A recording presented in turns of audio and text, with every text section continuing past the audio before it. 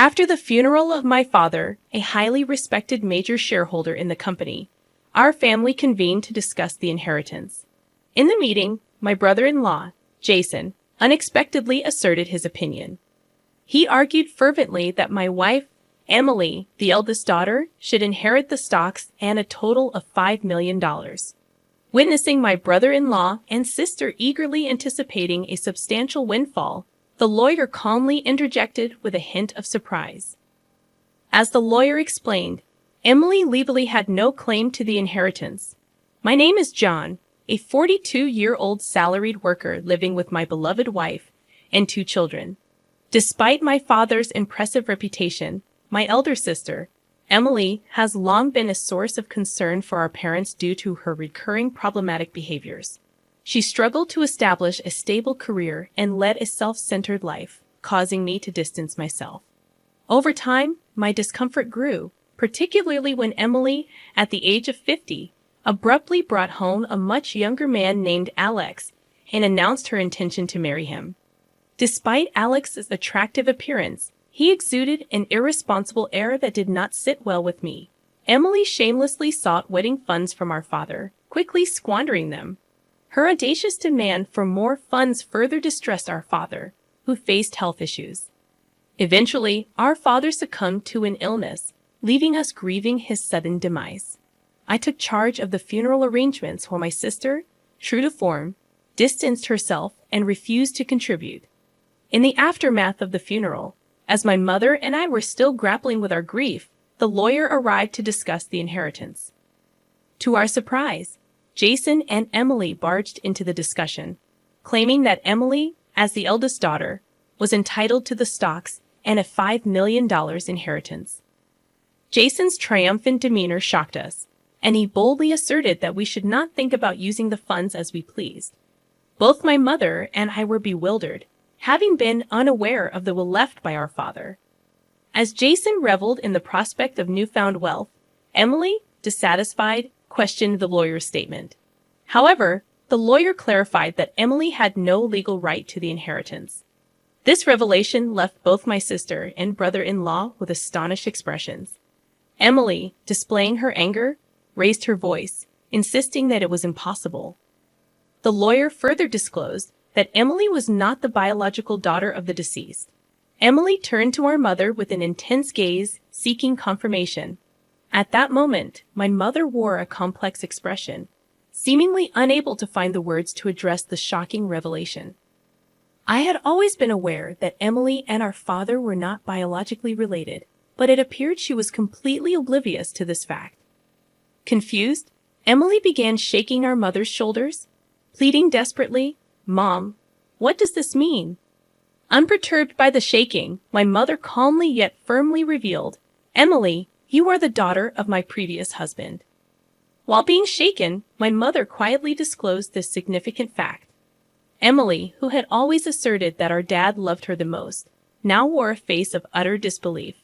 Suddenly, Jason interjected. "But if there was an adoption, she would have rights to the inheritance, right? That's correct, isn't it, Emily?" He sought confirmation from my sister, who hesitantly agreed, saying, "Yes, that should be the case." However, in front of Emily, our mother slowly shook her head, saying, "No. Emily, we never went through an adoption." Emily, shaking with anger, cried out, "How could this be? I am the rightful eldest daughter of this family. Dad even said so," glaring at me with rage. In a trembling voice, Emily continued, "Why do you get to monopolize our family's wealth?" Her words sparked my anger, and I retorted, "Have you ever thought about how much you made Dad spend? You still have something to say," I said indignantly. "Shut up. I am the daughter of this house. I have every right to it," Emily insisted. I replied, "Exactly. Spending money on a daughter is a parent's duty." I was appalled by the situation and let out a deep sigh. Normally, spending money on a daughter isn't wrong, but the issue was the amount my sister made Dad spend on her debts and compensations. The lawyer, who had been observing quietly, spoke up. "How about we let Emily see the will too?" Emily was clueless about the will, and when I pointed out that Dad wanted to discuss its contents with the whole family, She had neglected it and went out for other errands. Jason couldn't hide his anger and glared at Emily, asking, "Why did you do that, Emily?" It was important. At the lawyer's suggestion, my sister and brother-in-law agreed to hear the will. The lawyer then read aloud Dad's will, which clearly named my mother and me as the sole inheritors of the entire estate.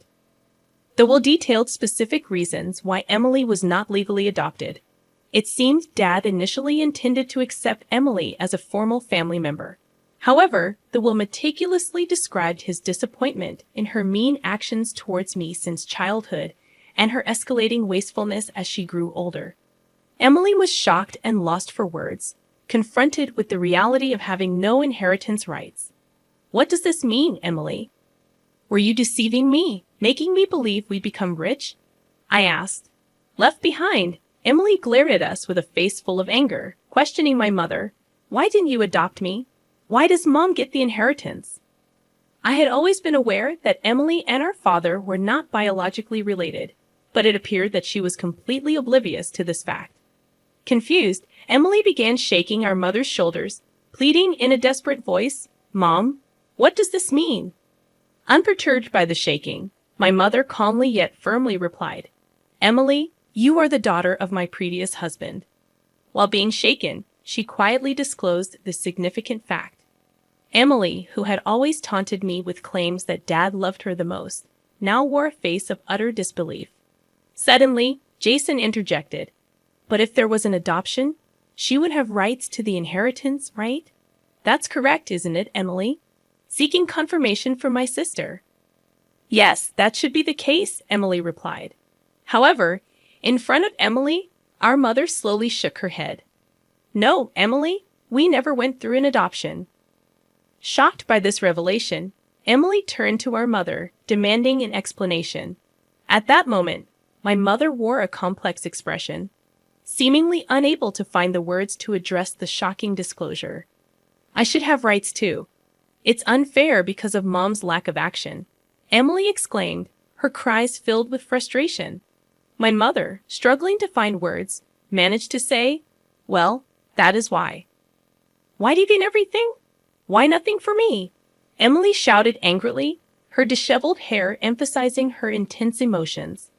The lawyer, however, remained calm, as if it were a normal day. As soon as I asserted my biological connection with Dad, Emily, in a fit of rage, reached out to hit me, expressing that it would have been better if I never existed. Before I could respond, the lawyer intervened, warning Emily to refrain from such actions, threatening to involve the police.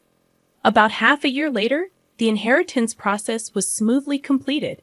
Emily and Jason initially resisted strongly, but the lawyer's skillful handling left them with little room to interfere. My mother eventually provided Emily with a small amount of money, though it wasn't my place to comment on it.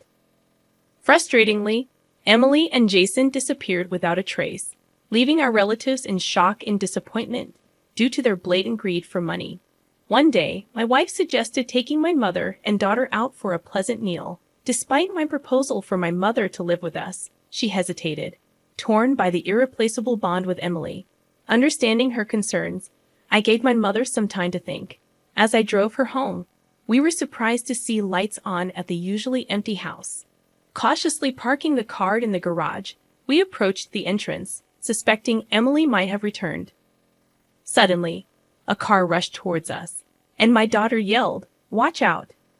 Instinctively, I threw myself to protect my wife, barely avoiding the car.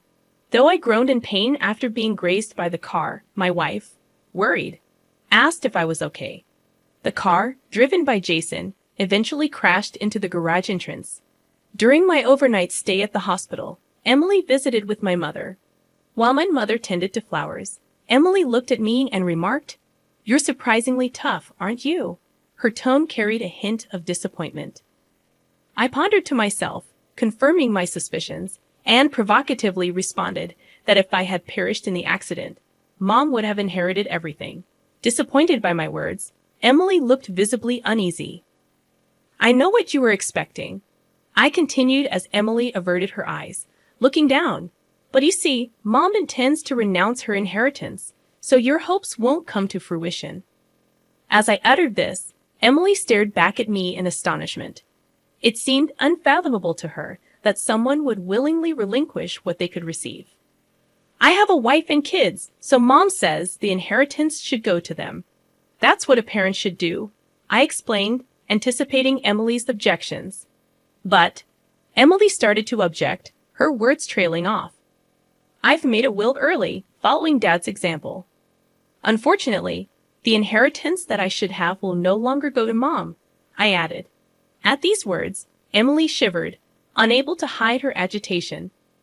Unable to conceal her anger, Emily raised her voice, demanding a share of the $5 million inheritance. When I firmly refused, Emily, filled with rage, grabbed my collar, insisting I should give her at least half since she was my real sister. Despite her loud pleas, I looked at her with sympathy.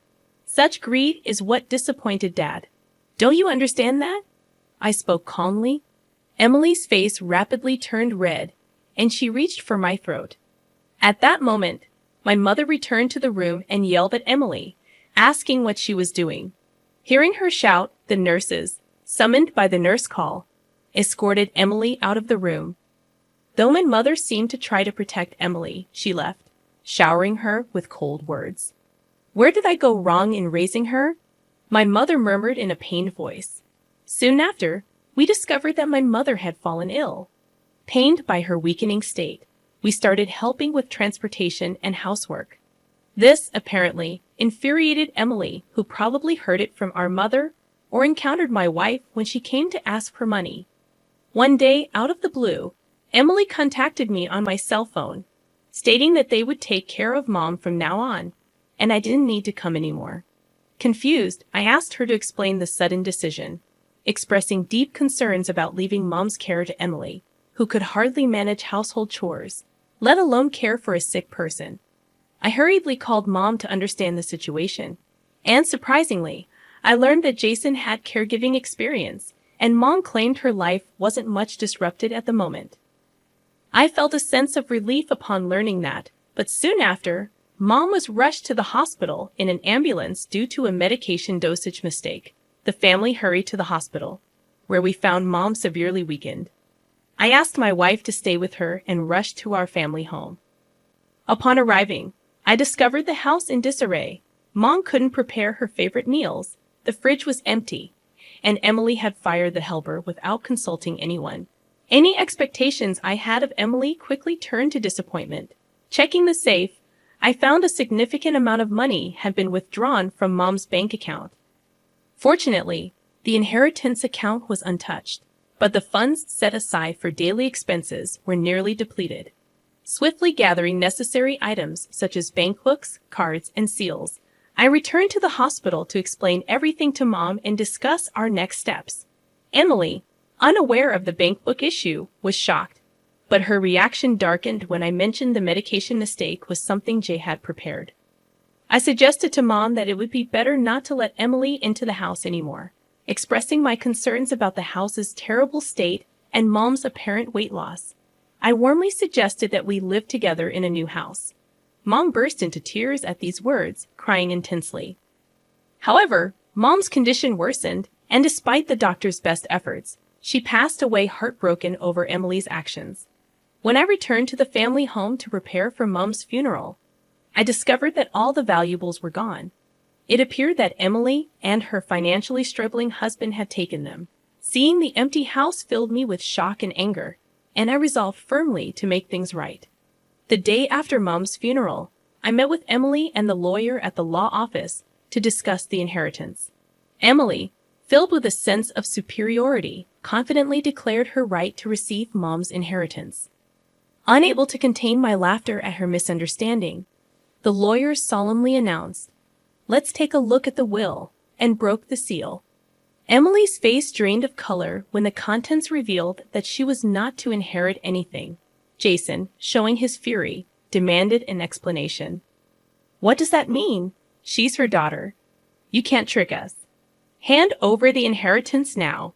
Jason, shaking with anger, pounded the table. I calmly questioned him.